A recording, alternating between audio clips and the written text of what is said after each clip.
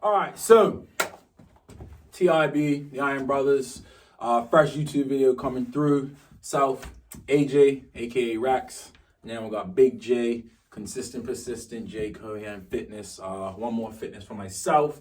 Make sure you guys give us a like, subscribe, hit the bell notification if you want to see more. You want to be notified when we do post. We're going to try and keep this as regular as possible. And follow us on your socials, Rax1MF. J.Cohen.Midlands.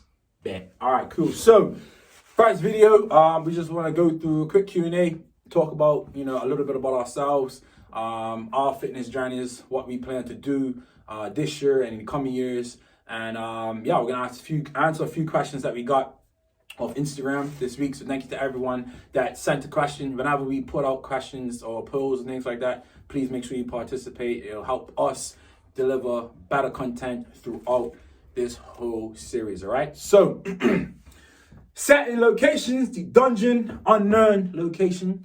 For those who aren't watching, but it's the fucking dungeon where shit gets done. You get me? All right, so, first question we got here. I'm going to ask Jay. He's going to give me his answer, and I'll answer afterwards as well, all right? So, It doesn't really make me feel a specific way. I kind of take it as a compliment because I know the hard work that I put in. Each and every day, I live this way. It's not something that's a hobby to me. It's a lifestyle. So in terms of it making me feel a certain way, it kind of makes me laugh. That people just assume that's what I do, or to assume that it just takes some sort of magic pill or magic syringe to make me look this way. It's incredible, to be honest. I mean, you are huge. Yeah.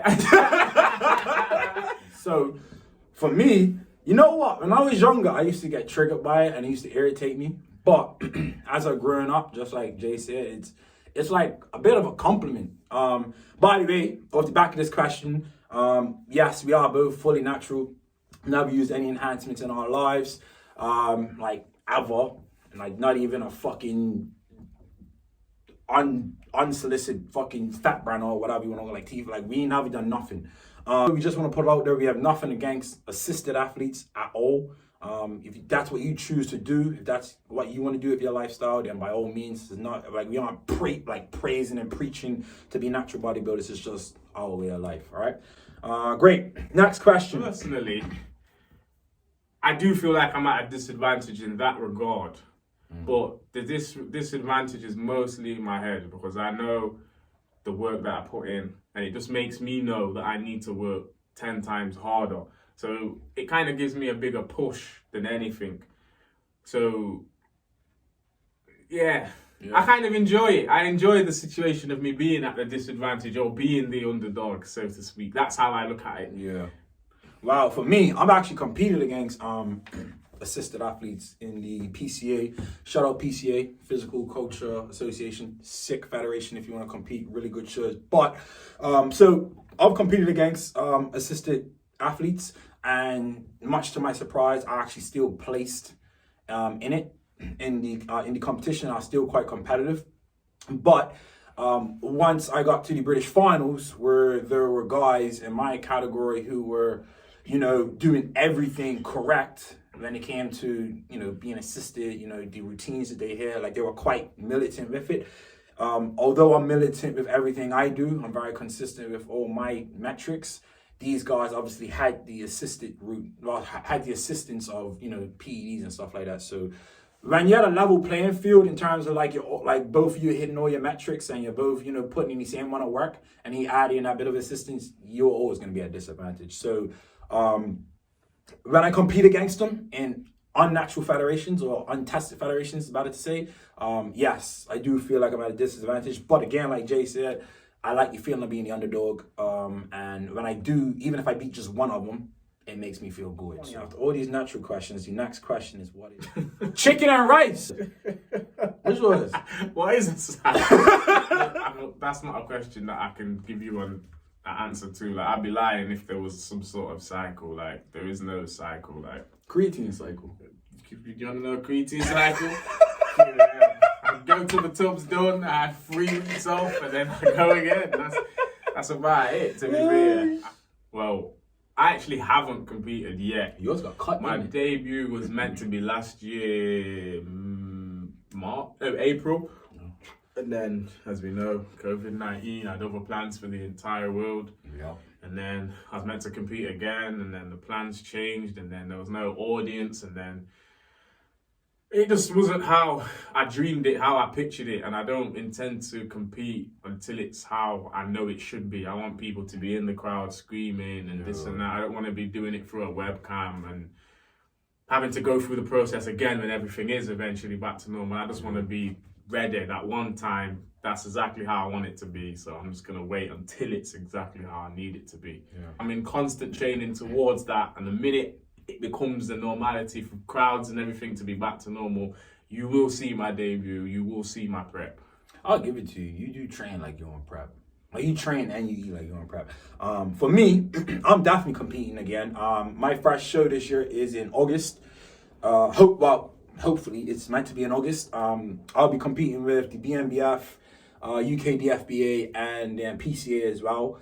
Those are the three that me and my coach set on so far, and then obviously anything that comes in between that we will. So yeah, you'll see. Obviously, if you follow me on Instagram, you'll see my prep. My post loads on there about my prep. So you'll see my coach. I post loads about my coach, and so I'll be competing again this year. So next question, I'll let you answer that For one. me, it's a fantastic way of training. Fantastic. When I first started training, it was probably something that was my staple, to be fair. That's where I found out how strong I was in terms of my endurance. That's what probably gave me the basics of my physique to this day.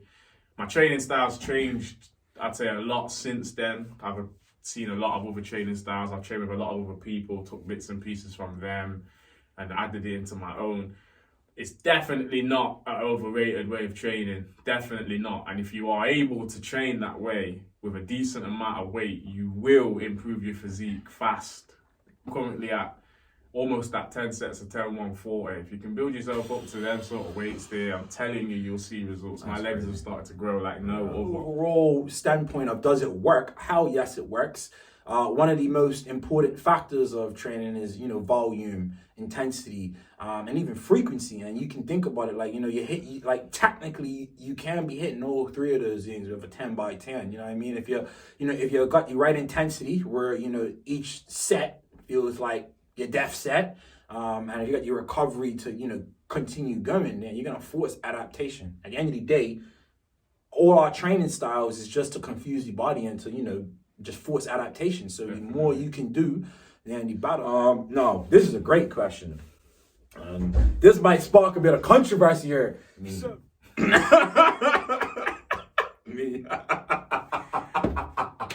Well, we can let him. We'll let him have that. But I believe there's another question that will answer that question.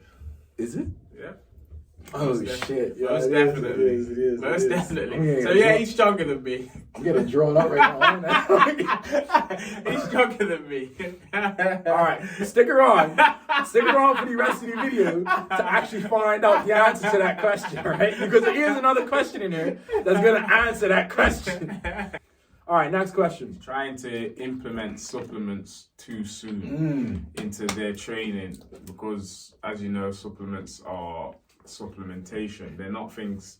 I see a lot of young lifters. I shouldn't say teenagers. But young lifters, teens, anyways. I see young teens using these things instead of food, instead of everything else, and it's not the way you should be training. As a teenager, you should be loading yourself up with as much food as possible and training as hard as they possibly can and pushing their bodies to their limits and seeing exactly where they go until they hit that point of, I'm a bit stuck or I might need a bit of help, etc., etc. That's when the supplement should come in, I believe, in my opinion. Like, the biggest one I see them doing is they're not educating themselves before they go in. Like, they're just going in gun-ho. Most team lifters go in gun-ho. Going in, I'm going to try and bench, squat, and deadlift.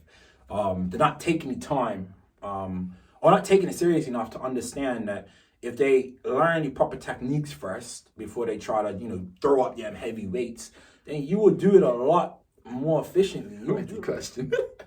My deadlift PB when I was deadlifting is 270. My overall squat PB is 215. And my overall bench is 220.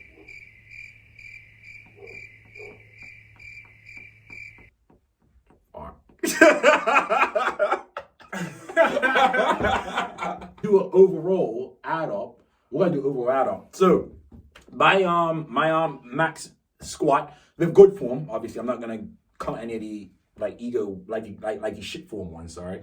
So with good form, my back squat is 220. That's 5 plates aside. 220 kg. My best deadlift is 280 kilo. And my best bench was 170. So if we add that shit up, you said 215 plus 270? 270. Yeah, plus 220. Fuck, the bench press is gonna kill me. So that's 705. Mine's is 280 plus 220 plus 170. And there you have it, folks.